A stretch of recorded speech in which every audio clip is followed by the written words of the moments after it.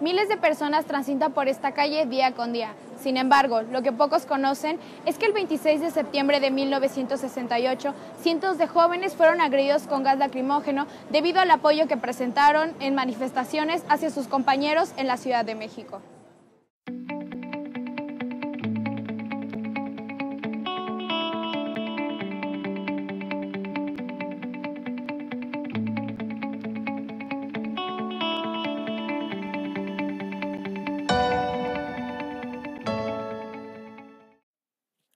...1968 fue un año de cambios radicales en varias partes del mundo. Las juventudes se rebelaron contra la manera en que debían vivir. Exigieron más libertades, menos costumbre. El poder establecido no entendió. Se respondió con fuerza, prisión y hasta con el poder de las armas. No importó la sangre caída ni el juicio de la historia. Un año terrible y punto de inflexión para el abandono de la modernidad y el comienzo de un mundo posmoderno regido por los medios de comunicación. Un año en el que se cambiaron muchos valores, actitudes y modos y maneras de entender la vida. Al mismo tiempo, un año que sembró la semilla de un mundo mejor. En México, hace medio siglo, el gobierno decidió emprenderla contra jóvenes de preparatoria. La universidad y el Politécnico reclamaron. No había justificación alguna. La protesta se amplió por toda la capital y fue secundada por universidades de provincia. Alumnos de preparatorias y universidades organizaron juntas informativas, mítines y marchas. Muchos maestros dejaron el trabajo y se fueron a las calles a exigir el cese de la violencia. Padres de familia también se incorporaron, junto con trabajadores de diversos sectores, en descontento con la represión y autoritarismo. Todos conocemos, o por lo menos hemos escuchado hablar, sobre los lamentables hechos ocurridos aquel 2 de octubre, aquella tarde donde cientos de jóvenes fueron desaparecidos y reprimidos por el simple hecho de defender la democracia y la libertad. Y si bien nos han hablado sobre el apoyo a nivel nacional que este movimiento recibió, poco conocemos sobre el alcance que tuvo en nuestra propia ciudad. En 1968 empezamos con malos augurios. El 2 de enero, Fernando García de la Barna, rector de la Universidad Veracruzana, inaugura el ciclo escolar declarando la difícil situación económica por la que pasaba la institución. Habla sobre una deuda de 5 millones de pesos y la necesidad de otros 15 para realizar las actividades previstas durante ese año. A la ceremonia acude el gobernador en curso, Fernando López Arias, quien se compromete a juntar alrededor de 200 millones de pesos en los sectores pudientes del Estado. Cabe mencionar que para aquel entonces la universidad contaba con alrededor de 45,000 estudiantes, pues se encargaba igualmente de las preparatorias y secundarias en diversos puntos del Estado. La campaña del gobernador abarcó desde Coatzacoalcos hasta Poza Rica, que esta en un inicio fue muy bien recibida, pero para mediados de marzo, cuando ya se tenían reunidos 3,5 millones, esta comenzó a perder peso. Para el año de 1967, la Universidad Veracruzana corrió un rumor de que no tendrían los recursos necesarios para poder abarcar todo el aguinaldo de los trabajadores. Llegó el fin del año, y con esta los últimos pagos de la quincena, y para sorpresa de los trabajadores, esta no estaba cubierta. Llegó el nuevo año, y las autoridades de la universidad declararon abiertamente que no tendrían estos recursos hasta nuevo aviso. De ahí comenzaron algunas manifestaciones y algunas reuniones. Las primeras fueron entre el Instituto de Antropología y el Bachillerato Artículo 3. Poco a poco fueron creciendo los asistentes hasta llegar al aula Clavijero, en donde se encontraba en ese tiempo la Facultad de Filosofía y Letras. De ahí llegaron hasta el Sindicato de Salubridad, y ahí fue donde se reunieron para hacer la próxima marcha. Al pago del aguinaldo atrasado se sumaban una serie de peticiones más, como la nivelación del sueldo respecto al sistema nacional, el no atrasar el pago tal como venía sucediendo y la incorporación a un sistema de seguridad nacional. El 22 de junio, las asambleas con dirigentes recién nombrados asumen que no existe otro camino más que la movilización y al no obtener respuesta realizarán un paro de 24 horas el día 27 de junio, amenazando con realizar otro de manera indefinida si no obtenían las resoluciones esperadas. Por votación, momentos más tarde deciden contactar al presidente de la República vía telegrama. El gobernador Fernando López Arias, político nacido en 1905 al sur del estado, desempeñó diversos cargos en la política hasta llegar a la Procuraduría General de la República, donde reprimió de manera severa y violenta diversos movimientos sociales. Todavía en 1968, muchos dirigentes de los gremios que se movilizaron seguían en la cárcel. Ante la sordera gubernamental y la frialdad de las autoridades universitarias, las manifestaciones no pudieron esperar más, dando inicio al 1 de julio a grandes marchas y mítines universitarios.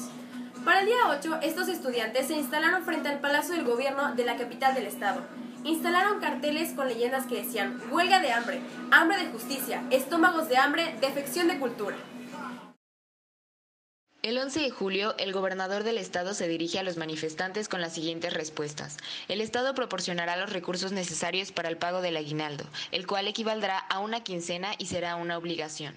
Se pagarán los salarios puntualmente, se realizarán los esfuerzos necesarios para nivelar el sueldo y se estudiará la viabilidad de la incorporación a una institución de seguridad social.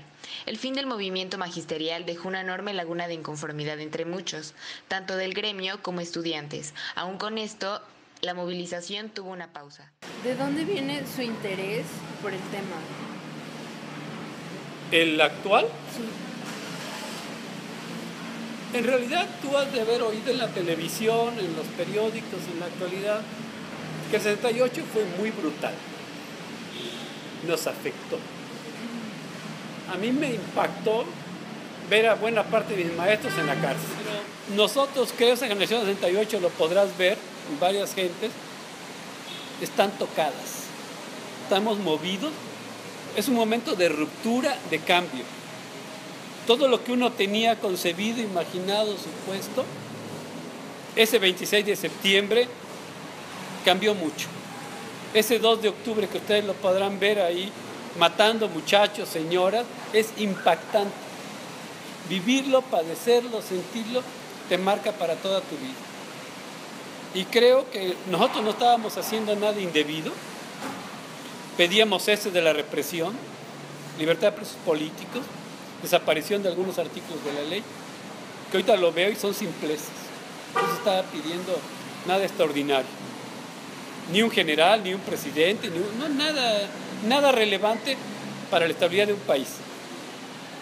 Y que de pronto maten, como ustedes habrán visto ahorita en la prensa, a cientos de personas, te afecta profundamente. Ahí dicen el lema, el eslogan, pero sigue diciendo el 2 de octubre no se olvida.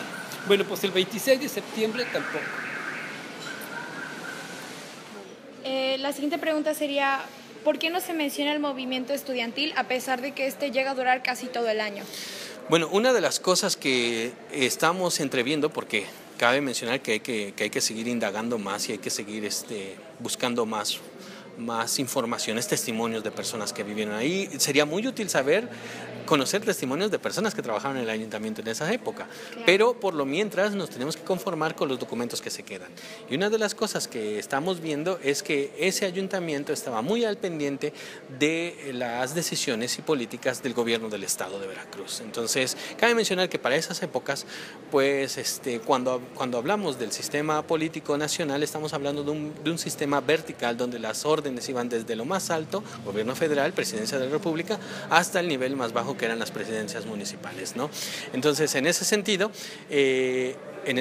pues tenemos que este ayuntamiento siempre estuvo esperando o estuvo al atento de algunas instrucciones que se puedan dar desde los niveles más arriba, y eso lo podemos ver en la cuestión de que el ayuntamiento interviene de manera decisiva en la formación de un expediente para acusar a los estudiantes que participaron en una manifestación el 26 de septiembre de 1968. O sea, ahí sí hace un expediente, junta una serie de documentos que incluían todos los oficios donde había negado el permiso para hacer manifestaciones meses antes, y lo junta precisamente para formar un expediente acusatorio a los estudiantes, ¿no? Entonces, vemos también que el ayuntamiento antes, pues solamente de las marchas multitudinarias que se dieron en Jalapa, en verano ese del 68, por ejemplo, hubo una del 4 de julio donde el ayuntamiento sí da un permiso, pero de ahí en fuera hay marchas el 5, el 6, el 7, el 8, el 9, el 10, el 8 hay una huelga de hambre, el 11, el 12, y ahí vemos que el ayuntamiento niega el permiso, pero no manda a traer policías ni nada por el estilo, simplemente se queda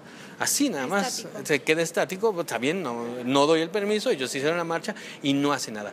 Pero vemos que el día 26, ahí sí ya hace una acción, que es juntar un expediente para acusar a los estudiantes de que no habían tenido permiso para realizar marcha. Pero eso, ¿a qué viene? A que ya había una instrucción.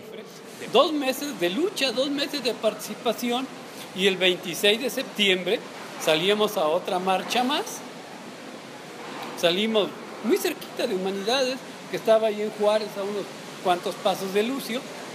Íbamos bajando ahí Lucio, se para la policía ahí en mero enfrente donde estaba Vancomer, en esa altura de Lucio, y después de que negocian ahí los estudiantes con los policías, el jefe de la policía, un coronel Hernández Tello, Héctor Hernández Tello, el gobernador ordena la represión. Ahí en el libro que yo menciono, este coronel, con una frase contundente de pártanle su madre, ordena a los policías a disparar unos rifles con gases lacrimógenos que golpeaban así a varios, en el pecho, en la cabeza, en los pies, y pues se hace toda una humareda gigantesca, y todos chillando, todos cegados, todos confundidos, y el frente donde están a la altura del pasaje de Thanos, pues agarran a varios chavos, varios maestros, están ahí las camionetas, poquito casi en Enríquez, y entamban a 100 muchachos, 100 maestros. Y ahí abajo del palacio estaban unos separos de la policía judicial, ahí meten a unos, pero al rato todos los trasladan a San José.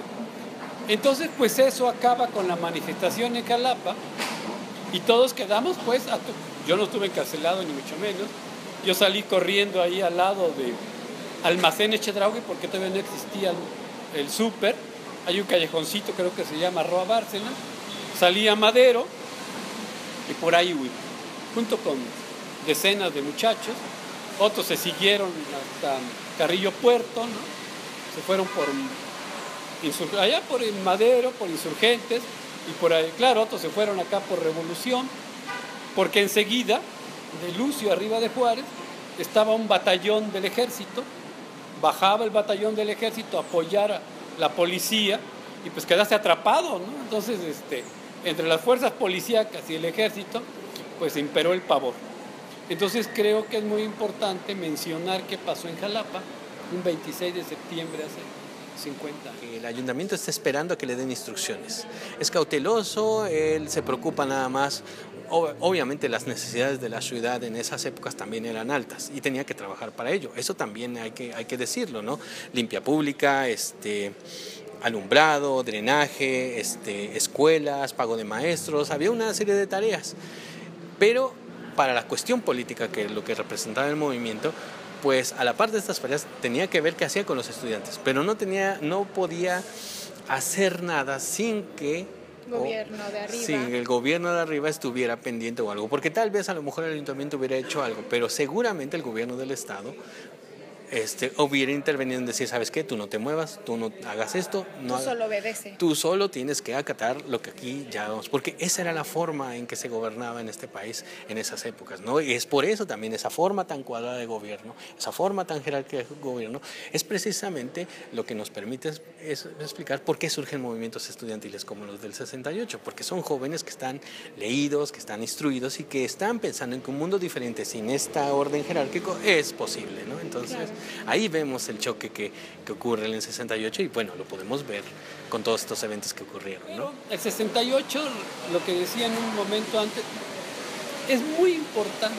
Cambió todas las estructuras, toda la perspectiva que había del país. Dejó a la luz que vivíamos en un gobierno muy duro, muy autoritario, muy represivo. Que en el momento no nos dábamos cuenta, el mundo era así y de pronto te das cuenta que no es posible que se reprima a jóvenes, a personas cualquiera, sin motivo alguno. Entonces el 68 va a representar, ¿y esto por qué es importante? Porque representa un desnudamiento del sistema político mexicano. Lo deja encuerado. No es un gobierno democrático ni ahorita, ustedes lo podrán ver, y hace años era mucho menos.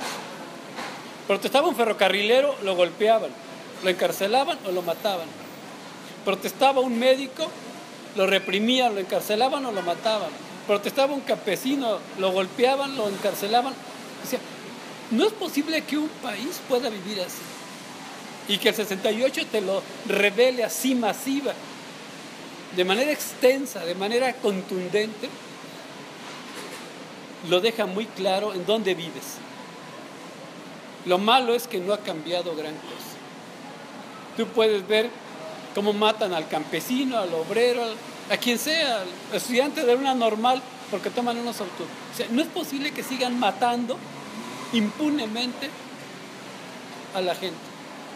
En Veracruz puedes ver que se levantan decenas de fosas clandestinas y nada más dicen, hay 20, 30, 50, 100 cadáveres. ¿Por qué los asesinan? ¿Quiénes son? ¿Quién los mató? ¿Por qué? ¿A quién se castiga? No, o sea, seguimos en ese modelo represivo. Entonces, recordar 68 y ver que mucho de lo que había sigue igual de podrido, cabe recordar. Y cabe exigir que esto cambie. Que no hay edades para la revolución. Jóvenes, trabajadores adultos y ancianos muchas veces participan activamente de los movimientos históricos y sociales. ¿Qué tenemos que hacer? ¿Qué tenemos que preparar? ¿Cómo tenemos que comportar? Coincido mucho con lo que acaban de decir, profesor, de que efectivamente se trata de prepararnos, pero con mucha conciencia, clara conciencia, no emocional, sino conciencia histórica. ¿Qué tenemos que hacer? Y todo parte de la conducta individual. Nosotros, si somos individuos convencidos y nos comportamos de una manera democrática, honesta, contagiamos. Lo interesante está en que se promueva esto, de tener conciencia, se explique las veces que sea necesario todo lo que pasó, pero para que dé un servicio. De otro modo, nos van a agarrar y van a todos. Quizás no sea, como no pudo ser en estos periodos, no sea ahora, pero en un futuro, y espero que no sea lejano, creo que sí vamos a ver un cambio definitivo.